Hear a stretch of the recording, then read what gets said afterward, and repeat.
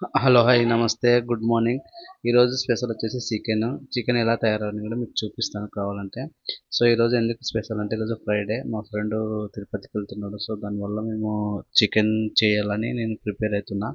So, ఇప్పుడు మీకు ఏమేమి కావాలనేది చూపిస్తా చూడండి. సో, ఇదొచ్చేసి 3, 3 ఉల్లిగడ్డలు అంటే ఆనియన్స్. ఆ తర్వాత 4 పచ్చిమిర్చి. తర్వాత దీనికి కావాల్సిన కొంచెం 2 ముక్కలు అల్లము.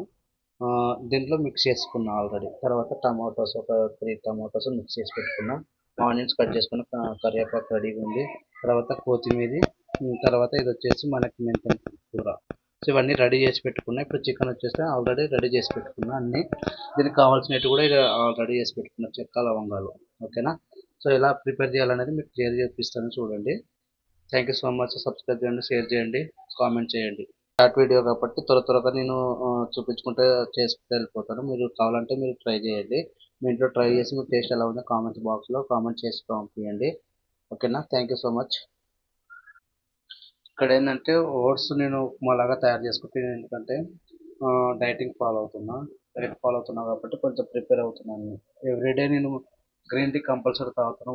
మార్నింగ్ లేస్తేనే వేడి వాటర్ తోడుగా. తర్వాత నేను 1 అవర్ తర్వాత నేను ఇది వాడతాను. ఏది? ఓట్స్. ఇది ఓట్స్ నేను ఉప్మా రెడీ చేసుకున్నా. ఇప్పుడు ఇది నేను తిని మళ్ళీ మధ్యాహ్నం మాత్రమే నేను తింటా. ఇది ఓట్స్ ఉప్మా. ఓకే.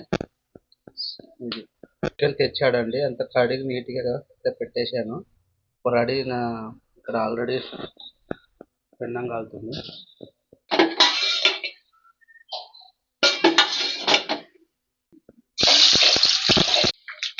పెట్టుకున్నా.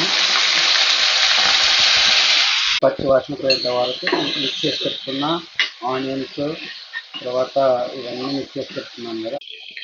మిక్స్ చేసి పెట్టుకున్న వేసేసేసినాను. నెక్స్ట్ పసుపు, ఆల్ మిక్స్ మసాలాలు, ధనియాల పొడి అన్నీ. సో అన్నీ రెడీ చేసినప్పుడు చికెన్ వేసేస్తాను.